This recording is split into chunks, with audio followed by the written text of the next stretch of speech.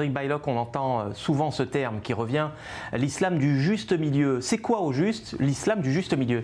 Oui, la wasatiyya, écoutez, alors elle est revendiquée, cet islam du juste milieu, il est revendiqué par plusieurs pays, plusieurs acteurs qui ont pourtant des définitions et des rapports à l'islam assez dissemblables.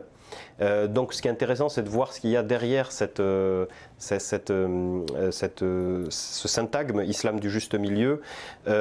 Pour ce qui est du Maroc, cet islam du juste milieu est revendiqué par la nature même du triptyque, on va dire, qui soutient l'édifice institutionnel islamique au Maroc. C'est qu'on est sur une tradition malikite, mais matinée de tasawwuf, de soufisme, et comment dire, lu à travers le prisme théologique acharite, donc où l'interprétation a une place importante. Oui. Et donc sur cette base-là, de ce triptyque dont je dis dans un article d'il y a quelques années qu'il a lentement mijoté comme un tagine dans les cuisines du Habous, il a été réaffirmé. Vous parliez de 2015, il a été réaffirmé régulièrement dans des discours importants d'Ahmed Toufiq, dans des discours royaux, etc.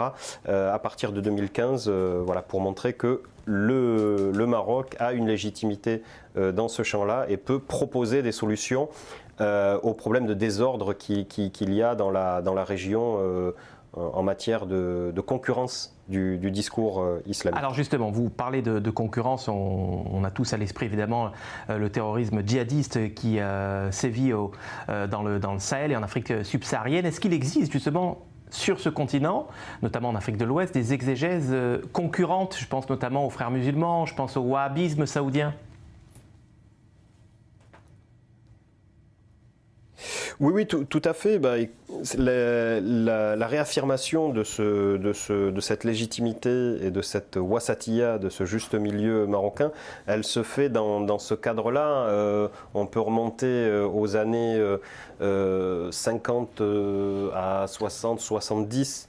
Où on a déjà la concurrence effectivement des frères musulmans qui fait un petit peu de l'agit-prop en Égypte, qui est réprimé par Nasser, mais dont les discours concurrents, si vous voulez, à la bonne compréhension de l'islam tel que voulu au Maroc, avec leurs avatars marocains, le PJD, enfin à l'époque c'était pas le PJD, c'était la Chabiba Islamia, et donc voilà, effectivement le pouvoir marocain voit déjà d'un mauvais œil cette prolifération de fatwas sauvages, entre guillemets, ou en tout cas non encadrés, qui ne correspond pas et qui peut poser des soucis, des problématiques à l'échelle locale. Donc on a ça, mais on a aussi des imams marocains qui sont formés à l'université islamique de Médine et qui reviennent et qui...